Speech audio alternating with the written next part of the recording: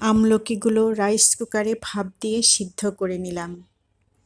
কড়াইতে সরিষার তেল দিয়ে গরম হলে আস্ত সরিষা, পাঁচফোড়ন, কয়েকটা শুকনা মরিচ কেটে দিলাম।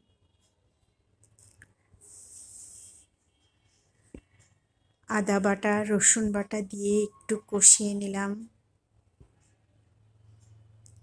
পরিমাণ মতো চিনি,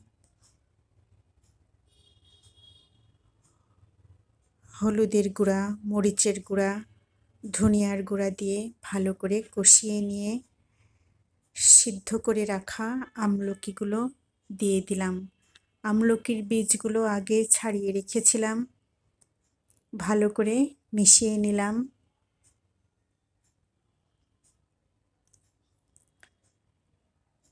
তেঁতুলের পাল্প দিলাম।